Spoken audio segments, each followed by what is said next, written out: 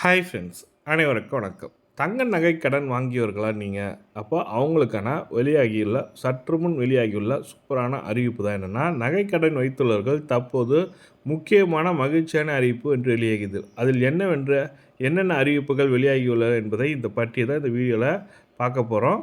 So இந்த video பிடிச்சிருந்தா ஒரு லைக் பண்ணுங்கள், கூடிய சப்ஸ்கிரைப் பண்ணுங்கள். சப்ஸ்கிரைப் பட்டன் ப்ரெஸ் பண்ணிவிட்டு கூடிய பெல் பட்டனையும் ப்ரெஸ் பண்ணிங்க. அப்போ தான் நம்ம போடுற வீடியோ உடனுக்குடனே உங்களுக்கும் கிடைக்கும். நீங்களும் மிஸ் பண்ணாமல் பார்க்கலாம். வாங்க வீடியோக்குள்ளே போகலாம்.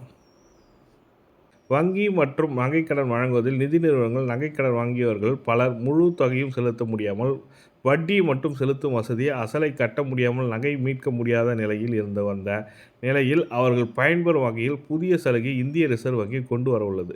அந்த புதிய சலுகையின்படி வீடு வாகனம் கடன் போலவே இஎம்ஐ எனப்படும் மாத தவணை முறையில் விரைவில் நகைக்கடனுக்கு கொண்டு வரப்பட உள்ளது.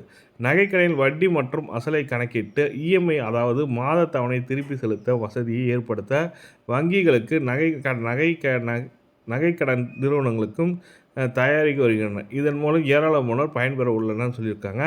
இந்திய ரிசர்வ் வங்கி வெளியிட்ட சுற்றறிக்கையின் தங்க நகை கடன் தொகை, நகை மதிப்பீடு, நகை ஏலத்தின் வெளிப்படைத்தன்மை, நகைக்கு இணையான கடன் தொகை விகிதம், ஒரே அடமான கடன் மீது கூடுதல் கடன் ஆகியவற்றில் பல குறைபாடுகள் தெரிய வந்திருப்பதாக அதில் கூறப்பட்டுள்ளது.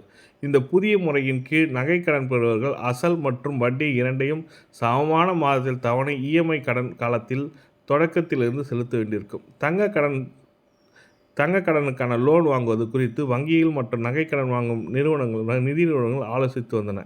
இதனைத் தொடர்ந்து நகைக்கடன் வங்கியில் புதிய வசதியாக இஎம்ஐ திட்டத்தை அறிமுகம் செய்ய வங்கிகள் நகைக்கடன் நிறுவனங்கள் நடவடிக்கை எடுத்துள்ளன. அதன்படி பெறப்படும் நகைக்கடனுக்கு வட்டியை மட்டும் கட்டாமல் குறிப்பிட்ட காலத்தை சேர்த்து வங்கிக்கான அசலையும் கூடவே மாதத்தவணை போல் கட்டணும்னு சொல்லியிருக்காங்க. அசலையும் வட்டியும் மாதத்தவணை போல் கட்டணும்னு சொல்லியிருக்காங்க. இதனால் குறிப்பிட்ட ஆண்டுகளில் நகைக்கடன் அடைவதுடன் அசலை கட்ட முடியாமல் நகையை ஏலம் விடுவது தவிர்க்கப்படும் என்பதால் வாடிக்கையாளருக்கு நன்மை ஏற்படும் சொல்லியிருக்காங்க. இந்த புதிய விதிமுறை விரிவில் அமல்படுத்த உள்ளன. இதன் மூலம் நகைக்கடன் வங்கியவர்களுக்கு மகிழ்ச்சியான அடைந்துள்ளார். அடுத்த அறிக்கையாக மத்திய நிதியமைச்சர் நிர்மலா சீதாராமன் அம்மா அவர்கள் பார்த்தீங்கன்னாக்கா நகைக்கடன் குறித்து ஒரு முக்கியமான அறிவிப்பு வெளியிட்டார்.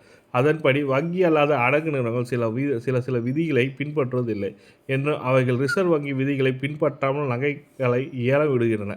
அடகு நிறுவனங்கள் அப்படி செய்வது தெரிந்தால் அதற்கு எதிராக கடும் நடவடிக்கை எடுக்கப்படும். வங்கி அல்லாத நிதி நிறுவனங்கள் கடன் வசூல் நடைமுறைகளை நியாயமானதாகவும் மரியாதையாகவும் இரக்கமுள்ளதாக இருக்க வேண்டும் என்று சொல்லிட்டு விதிமுறைகளை பின்பற்றி மட்டுமே நீங்கள் செயல்பட வேண்டும் என்று மத்திய நிதியமைச்சர் நிர்மலா சீதாராமன் வந்து எச்சரிக்கை கொடுத்துருக்காங்க. வங்கி அல்லாத நிறுவனங்களுக்கு ஒரு எச்சரிக்கை கொடுத்துருக்காங்க. அதாவது நீங்கள் நகைக்கடன் முறையாக வசூலிக்கப்படணுன்ற மாதிரி சொல்லியிருக்காங்க. இந்த 2 விதமான தகவல் தான் உங்களுக்கு ஷேர் பண்ண நினச்சேன். வீடியோ பிடிச்சிருந்தால் லைக் பண்ணுங்கள், கூட சப்ஸ்கிரைப் பண்ணுங்கள். தேங்க்யூ.